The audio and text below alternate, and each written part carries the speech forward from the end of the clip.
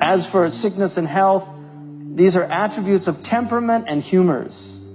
وَذَلِكَ مِنْ أَوْصَافِ الْبَدَنِ لَا مِنْ أَوْصَافِ الْقَلْبِ. It's the influence, because we believe in a hylomorphic body. You know, we actually believe that the body and the soul, we're not Cartesian. We don't believe in this separation of the ghost in the machine. We actually believe that there is a profound relationship, which is why our worship is in the body. This is why we believe in the bodily resurrection. So the body is very important to us, and taking care of the body is important to us. And the body will affect the soul, and the soul in turn also will affect the body. So these are important points about that. And this is why traditionally the ulama were also doctors. They studied the humors, they understood people, they studied psychology. It was very important for them to understand the nature. Much of the sickness that we see today, the depression that people have, is because they're too connected to all these machines all the time, and which are having a negative effect on people. And because don't forget, those are radiation, there's vibrations coming out, they're affecting the brain, and the brain synchronizes with them. And then people don't go out in nature anymore. They don't look at nature, they don't experience nature. They don't breathe properly, they don't exercise. All of these things have an effect on us. And so a lot of people are actually very depressed simply because they're not taking care of their bodies. There's a lot of people sick for that reason. And that's why it's very important in our tradition to take care of the body. And you know, health problems are increasing. People are being diagnosed with more and more illnesses every year. And it's interesting that people are getting sick from eating. And Allah subhanahu wa ta'ala created food so that we can get nutrients out of it, so it can improve our health, so it can give us energy. So how can it be that something that Allah subhanahu wa ta'ala put on earth to improve our health is actually damaging our health? The Prophet ﷺ said, "Inna li jasadika alayka haqqa." Your body has a right over you. Now the amazing thing is, this is an age of miracles and wonders, and one of the fascinating things of this time is they have determined exactly what the haqq of your body is. Exactly what it is, down to the calories that you actually need to consume every day, right? And if you look at the amount of calories that you need to consume, you'll see that it's pretty much coherent with the sunnah of the Prophet ﷺ. Most people eat about 3 times to 4 times more than they actually need as fuel to burn energy. In Surah Al-A'raf in the Quran, verse number 31, Allah subhanahu wa ta'ala in the middle of the verse says, وَكُلُوا وَاشْرَبُوا وَلَا تُسْرِفُوا إِنَّهُ لَا يُحِبُّ الْمُسْرِفِينَ. And eat and drink and do not go in excess. Verily Allah does not love those who excess, overdo it. Imam Ibn al-Qayyim rahimahullah, he comments about this verse, and he says all of a person's health, good health, are in these few divine words. So that means then, perhaps the first problem is how much we're eating. Allah subhanahu wa ta'ala did not design our bodies to consume all the kinds of food and the amounts of food that we're consuming right now. For example, biologically, you only need to eat meat once a week. Your body does not need meat more than once a week. And I believe in eating as pure food as possible. I think Muslims should be semi-vegetarian, because I think the Prophet ﷺ actually did not eat a lot of meat. During the Khilafah of Umar radiallahu anhu, he forbade meat to be eaten 2 days in a row. But we eat meat every single day of the week, and sometimes more than once a day. And we're offended if there's no meat at the table. So what happens? We were not designed to consume so much meat. And the result of this overconsumption, we get all kinds of illnesses. We know that food was brought from Persia that was sweet. It was like baklava. And Umar said, when he was given it, he said, أَكُلُّ الْمُسْلِمِينَ يَأْكُلُونَ هَذَا? Do all the Muslims eat this? And they said, no, only the rich eat it. And he said, إِذَنْ لَا أُرِيدُهُ حَتَّى يَأْكُلَهَا عَامَّةُ الْمُسْلِمِينَ. Then I don't want to eat it until all the Muslims are eating it. And so really part of shafaqah to this ummah is recognizing there's a lot of our Muslim brothers and sisters that don't eat very well. And so we should be really thinking about the weight that we're gaining. It's bad for you, first of all, that any physician will tell you that. You don't need 2 cents worth of brains to realize that overeating is not a good thing. In fact, according to the National Institute of Health in America, 80% of American diseases are from overeating. And the other thing is exercise. The Prophet ﷺ exercised. We know that. He actually exercised. And he said that your body has a right. And they used to walk everywhere. And we know that the Prophet ﷺ had a flat stomach according to hadith. And he didn't like fat stomachs. And he used to say to people, هذا كان خيرا لو كان في غيرك. This thing that you're carrying around, this extra weight, would look a lot better on somebody else. In other words, that fat that you've got would look better on a skinny person that needs to gain some weight. And Umar, in the Muwatta of Imam Malik, there's 2 hadiths about meat. And both of them are warnings about meat. One of them says, إِيَّاكُمْ وَاللَّحْمْ فَإِنَّ لَهُ الضَّرَاوَةَ كَالضَّرَاوَةِ الْخَمْرِ. Beware of meat because it has the addiction like the addiction of wine. And I recommend for people to read 2 books if they really want to understand this stuff, because it's totally coherent with the Sunnah. One of them is called Diet for a New America by John Robbins, which is an analysis of the meat industry and the wretched things that they do to animals, because we are against the mistreatment of animals. We have to have humane treatment of animals. Part of the ihsan of killing an animal is that you sharpen the knife, that you don't sharpen it in front of the animal, that you give the animal water before you actually sacrifice it, that you don't drag it to where you're going to sacrifice it, you lead it gently, that you don't show it the knife until the last minute when you pull it out quickly. I mean, those are all part of our sunnah that you'll find in the books of fiqh.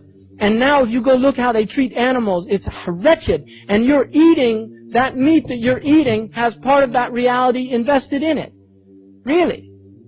Part of the torture that goes into all those animals, that's part of what people are eating. All that fear and that adrenaline that those animals release constantly into their flesh. That's part of what the people are eating. And that's why everybody's in this state of fear and anxiety. So people should think about that. And the other one, Umar said, أَكُلُّ مَا اشْتَهَيْتَ اشْتَرَيْتَ. Every time you get hungry, you go out and buy meat. And the man said, نَعَمْ يَا أَمِيرُ الْمُؤْمِنِينَ. And he said, it would be better if you would stop eating so much meat and allow other brothers to eat. Now, part of the thing, if you look at, it takes, to make 1 pound of meat, it takes 7 pounds of grain. And there's people starving all over the world. So part of this beef-eating Anglo-Saxon culture that's being spread all over the world, which is cow, beef, and McDonald's in every country. I mean, part of the end of time is McDonald's in Mecca. And that's not a joke. That's a horrific thing to realize that there is a McDonald's now in Mecca.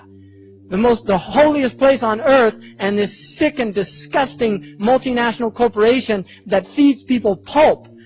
Really gross, grotesque food that has no nutritional value at all. No nutritional value. You're better off eating the cardboard that stuff comes in. And that's true. It's all meat filled with hormones. You know, people in Puerto Rico, they had all these women at the age of 6 years old developing huge breasts because they were using so much hormones in the meat, the estrogen, to beef up the cattle. That's what they do. So people becoming homosexuals, well, maybe it's all that hormone meat they're eating, you know? And Nabi sallallahu alayhi wa sallam mentioned this in a hadith. The human being, son of Adam, has not filled any vessel. There's no container that you can fill worse than your stomach. Meaning, the worst thing you can fill is your stomach. حَسْبُ ابْنُ آدَمْ لُقَيْمَاتْ يُقِمْنَ صُلْبَهُ. Sufficient for the son of Adam are a few bites to sustain him. Just a few bites to keep you going. فَإِنْ كَانَ وَلَا بُدْ. If there's no other way and you have to, then فَثُلُثٌ لِطَعَامِهِ وَثُلُثٌ لِشَرَابِهِ وَثُلُثٌ. So then a third for your food, then a third for your drink, and then a third for the air. So the hadith is mentioning this as the maximum that you can do. The maximum you can do. We mention it as if it's the minimum. Yeah, just start with that. No, that's the end. If you have to, there's no other way. Is that how much we consume now? Is that how we eat? How many of us today eat just a few bites to keep us going? Basically, you eat to remain alive. You eat to live. But what happens? We live to eat. All we talk about is cuisine and watch cooking shows and watch eating shows and eating competitions, just about eating, eating, eating. And this is not how much we were intended to consume. It's too much. And so as a result of that, all kinds of illnesses arise. We're supposed to consume just a little bit to contain us. But we eat so much, and if there is just a little bit of air left in our stomach, we become uncomfortable. And we search everywhere for a grape, a banana, something to fill that little gap with. We get ill because we overdo the amounts of food that we eat. You know, now there is an increase in people that are being diagnosed with type 2 diabetes. And it tells you that 1 out of every 3 children will be diagnosed with type 2 diabetes. How do you get type 2 diabetes? Type 1, we all know it. Type 1, where basically your immune system destroys the beta cells. These are the cells in your pancreas that create insulin, produce insulin. Type 1 diabetes, your body destroys these cells. In type 2, these cells are overworked and fatigued, and that's why they die off. Beta cells that create insulin. So basically, when you consume any amount of food, glucose goes into your bloodstream. That's the energy from this food in the form of glucose. It goes into your bloodstream. Once glucose is in your bloodstream, now it needs to leave the bloodstream and go into your muscles, to the muscle tissue. But it can't do that without insulin. So the minute there's glucose in your bloodstream, the pancreas basically starts to produce insulin. Insulin allows glucose to pass from your bloodstream into the muscles, so it's stored there for energy. So then these beta cells that produce the insulin in the pancreas, they start to die off because they're overworked and they're fatigued. What causes them to be overworked and fatigued? How many times and how often is glucose just running through our veins? Constantly, almost all the time. So how much sugar are we consuming? Allah Azza wa Jal, did He design our pancreas to consume and to handle so much sugar? When you drink just a small can of Coke, how much sugar is in that? 39 grams. Okay, first of all, in America at least, we don't use grams. So why is the sugar mentioned in grams? Because people don't understand grams, so they don't know how much is in there. 39 grams in this small can of Coke, that is about 7.5 teaspoons of sugar. And if I put that much in a glass of water, if I just put 2-3 teaspoons of sugar in a glass of water, would you drink it? It's too much. If I put 7.5, would you drink it? You know when you go and get the big gulp, it's full of Pepsi or what have you, and you consume it throughout the day, that has like the equivalent of 100 packets of sugar. Imagine you tear up 100 packets of sugar and you fill that big gulp. Would you do that? Would you consume that? But we drink, sometimes we replace water with Coke and things like that. Too much sugar. Our bodies were not designed for that. So perhaps then, that's the first half of the problem. We're eating far too much. We're eating far beyond what we need. And this is causing damage to our body. That's why. Allah designed it to not cause us harm. It's supposed to do good for us, but it's doing bad because we're overdoing the amounts. Allah Azza wa Jal did not design our bodies to handle that much. The second possible part of the problem is what we're eating and the problems in what we eat. Either what we're eating is straight up harmful or it's just useless. The truth is, there are 2 golden rules here, right? Number 1, if anything, any food, if a man put their hand into it, it's bad. Just that's the general rule. Whatever people, human beings have meddled with, it's bad. In some way or another, or in the long term. The other thing is that nobody cares about you. Nobody. Not the government, not the Food and Drug Administration, not the medical industry. Nobody cares about you. The only one who cares about you is you, yourself. That's the only one who cares. So you have to watch out for these things. They're not going to warn you. With cattle, we have problems with estrogen. So they give them this female hormone, estrogen, and so the cows gain weight and their meat is tender and soft. But what is the problem with estrogen? Nothing destroys it. If you boil the meat, broil the meat, fry the meat, cook the meat, whatever you do with it, it still remains in the meat. If you milk a cow that's been given estrogen, the estrogen is in the milk. If you make yogurt from that milk, it's in the yogurt. If you make cheese from that milk, it's in the cheese. It's a female hormone that we don't want in our bodies. We're getting more and more of it. Cows now are milked 300 days out of the year. Even when they're pregnant, they're milked. And when they're pregnant, certain components or estrogen type components increased by 33 times in the milk. And they just milk it and then they give it to us. And we consume it. There was a study that was done in 42 countries to find the correlation between dairy consumption and testicular cancer. And they found the strongest correlation to be in Switzerland and in Denmark, where cheese is one of the national foods and people consume a lot of dairy. They found the lowest relationship to be in Algeria, where people don't consume as much dairy products. So you see then problems all over the place. People engineering food, adding things to food, doing crazy things to food. Mercury, fish.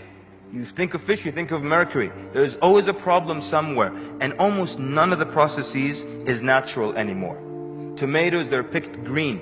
They don't pick them when they're ripe. They pick them when they're green and still hard so they don't go bad. And then they ripen them by putting them in ethane gas. And then that gets them to turn red. So they're not damaged and they look good to you, the consumer. So the answer then, if you can buy organic, eat organic. Decrease the amount of food that you eat. You don't need to eat that much of anything. And if you can grow, of course, grow and be very aware, read, be very conscious of what you're consuming, what you're putting into your bodies. Jazakumullah khairan for your attentive listening. Sallallahu wa barak ala Muhammad wa assalamu alaikum wa rahmatullahi wa barakatuh.